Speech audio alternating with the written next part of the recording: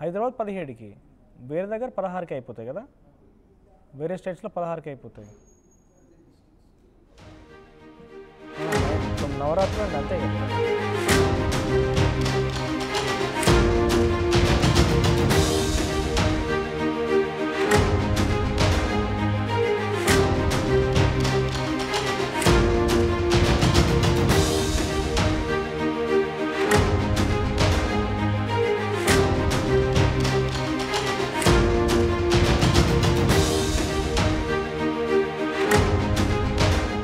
తుంగభద్ర జలాశయంపై కేంద్ర బృందం సంచలన నివేదిక అందించింది. ప్రాజెక్టు గేట్లు మార్చాలని రిపోర్ట్ తయారు చేసింది. అయితే లేకపోతే భవిష్యత్తులో ముంపు తప్పదని హెచ్చరించింది. ఇటీవల డ్యామ్ 19వ గేట్ కొట్టుకుపోవడంతో పరిశీలించిన కమిటీ డ్యాంలోని 33 గేట్లను మార్చాలని నిపుణుల కమిటీ ఆదేశించింది. అంటే ఇక్కడ ఒక డ్యామ్ గేట్ సుమారుగా 40 ఏళ్ల పాటుగా మాత్రమే పనిచేస్తుంది. కానీ ఇక్కడ తుంగభద్ర డ్యామ్ దగ్గర సుమారుగా పెద్ద ఎత్తునే కొంతకాలం పాటు వినియోగించారని ఒక తాజా నివేదిక కూడా అందింది. అయితే 33 గేట్ల స్థానంలో కొత్తవి అమర్చాలని కూడా కమిటీ నివేదించింది. ఒక్కో గేట్ ఖరీదు సుమారుగా 3 కోట్ల రూపాయలు ఉంటుందంటూ కూడా అంచనా వేస్తున్నారు. మొత్తం ఖరీదు సుమారుగా 100 కోట్లు అయ్యే అవకాశం కూడా ఉన్నట్టు తెలుస్తోంది. సాగునీటి ప్రాజెక్టుల గేట్ల జీవితకాలం 45 ఏళ్లు మాత్రమేనని, అయితే తుంగభద్ర గేట్లని అదనంగా మరో 25 ఏళ్లు వినియోగించారని, సుమారుగా 70 ఏళ్ల పాటు ఈ గేట్లను వినియోగించారు. కాబట్టి చాలా ఓల్డ్ టెక్నాలజీతో కూడినటువంటి ఈ డ్యామ్ గేట్లను వినియోగించిన నేపథ్యంలో ఇటువంటి ప్రమాదం జరిగి ఉంటుందంటూ కూడా అంచనా వేస్తున్నారు.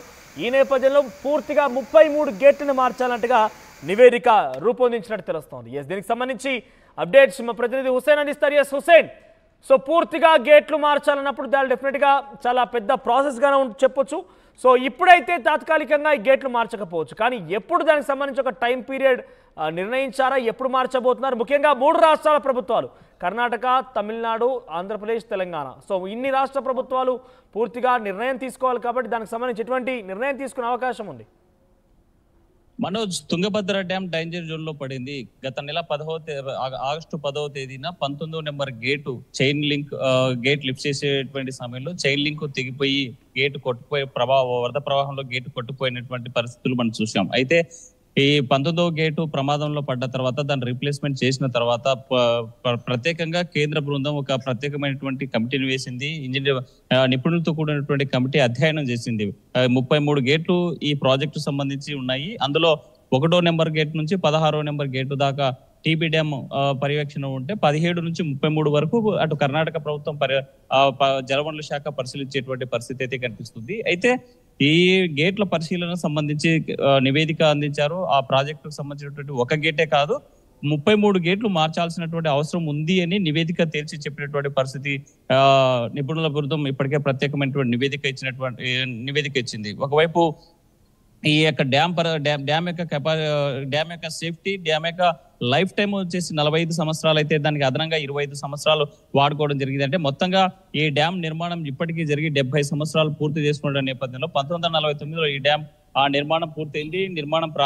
నిర్మాణం పూర్తయినటువంటి పరిస్థితి. అంటే 70 ఏళ్ల పాటు ఆ సేవలు కొనసాగించింది. ఇప్పటికీ పురాతనమైనటువంటి టెక్నాలజీ, అధునాతనమైనటువంటి టెక్నాలజీ అందుకొని ఇప్పుడు ఉన్నటువంటి ప్రాజెక్టును గేట్లను రీప్లేస్ చేయాల్సినటువంటి అవసరం ఉందని నివేదిక స్పష్టమైనటువంటి నివేదిక ఇచ్చింది. ఒక గేటే కాదు, మొత్తం పూర్తి స్థాయిలో ఉన్నటువంటి 33 గేట్లు మార్చాలని చెప్పారు. ఒక్కొక్క గేటు చూసినట్లయితే ఒక గేటు మార్చడానికి 3 కోట్లు అంచనా వ్యయం వేశారు. అట్లా 33 గేట్లు మార్చాలంటే 100 కోట్ల వ్యయాన్ని అంచనా వ్యయం వేసినట్టు చెప్తున్నారు. అంతకు మించి అయ్యేటువంటి అవకాశాలు కూడా కనిపిస్తున్నాయి. ఎందుకంటే ఇప్పుడు ఉన్నటువంటి ఉన్న గేట్లను లిఫ్ట్ తీసేసి కొత్త గేట్లను లిఫ్ట్ చేయాలంటే మాత్రం ఈ తుంగభద్ర డ్యామ్ లో ఉన్నటువంటి వాటర్ అంతగా దిగువకు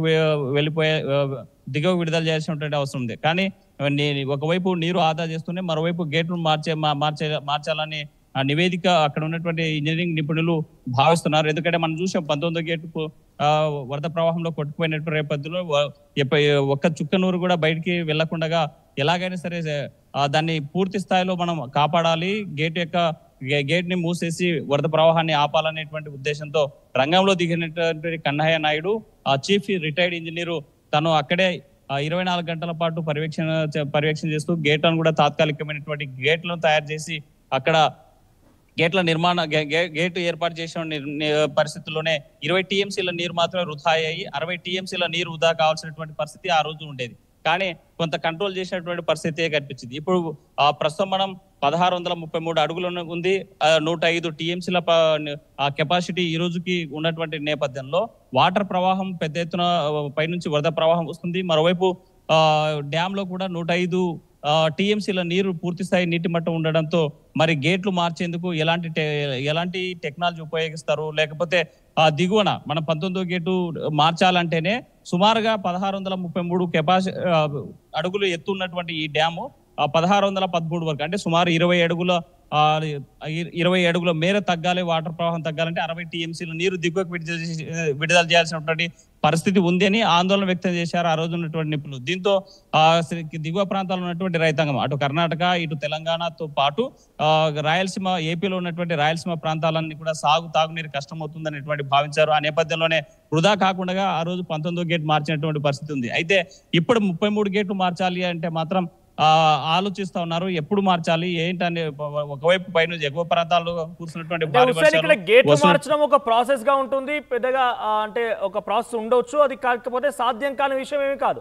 కానీ ఇక్కడ 3 రాష్ట్ర ప్రభుత్వాల అంగీకారం ఉండాలి. 3 రాష్ట్ర ప్రభుత్వాలు కేంద్ర జలమండలి దగ్గరికి వెళ్ళి వారి నుంచి అప్రూవల్ తీసుకోవాలి.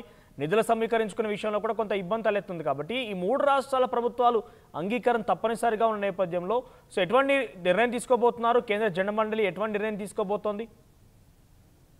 మనోజ్, ఏదైతే నిపుణుల కమిటీ ఇచ్చిన నివేదికను 3 రాష్ట్రాలకు సంబంధించి